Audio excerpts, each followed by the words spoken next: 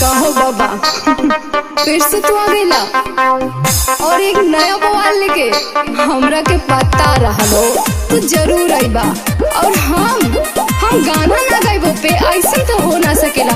तो सुना एक बार हम समाजवादी ना एक बार ऐसा गाना लेके आई बानी ना जेकरा के सुनते तो और होश उड़ जाई। चला सुना। आहिला तू जब से मचाइला बवाल हो, दिन रात बिगड़ल जाता तो हर चाल हो। झूठा हो के काहे तू करेला सवाल हो, पूरा देशवा के भइल बुरा हाल हो। 4 साल ढील दा नौकरी दे के छीनला, गरम बा मिजाज नहीं आर्मी वाला फील दा।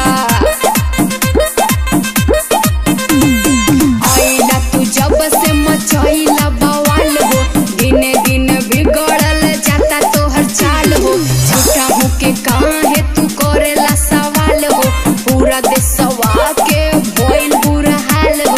4 साल ढील दा नौकरी दे के छीनला, गरम बा मिजाज नहीं आर्मी वाला फील दा।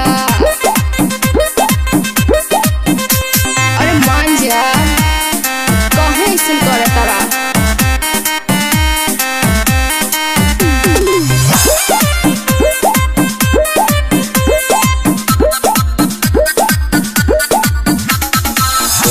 सपनावा के चूर कैला हो, मोदी जी तो काहे मजबूर कैला हो। बतियाला मान जानी करा परेशान, छोड़ दा तू जीत नहीं सुना होई थी।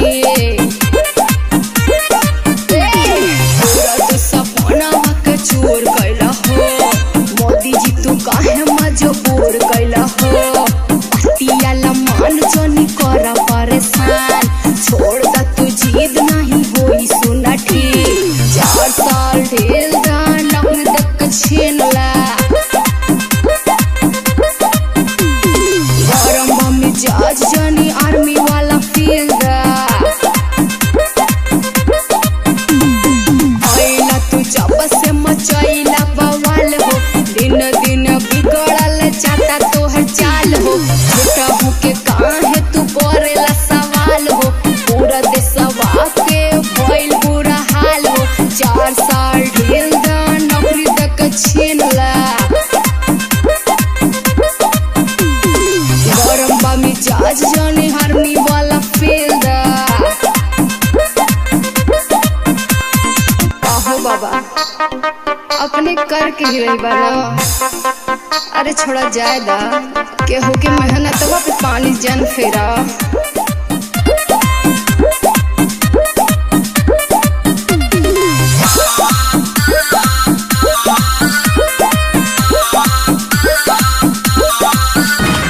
4 साल में बोला का करबो, लगता बॉर्डर पे मरबो। राजानी बाबा सुना आना ता तू ढेर, धई के पटक दी है आरामी के शेर। बुझला सुना 4 साल बोला बाबा का करबो, लगता बॉर्डर पे मरबो। राजानी बाबा सुना अतना अने, धई के पटक दी है आरामी के शेर। 4 साल ढील दा नौकरी तक छीनला, गरम मिजाज नहीं आर्मी वाला फील दा। आइला तू जब से मचाइला बवाल हो, दिन दिन बिगड़ल जाता तो हर चाल हो। झूठा हो के काहे तो पूछला सवाल हो, पूरा देशवा के भइल बुरा हाल हो। 4 साल ढील दा नौकरी दक छीनला,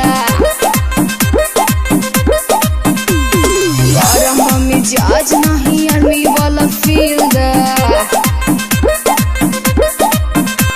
अरे बाबा मिजाज जब गड़बड़ाई नू तो पूरा दुनिया हिला दे, खाली तो देखते जा।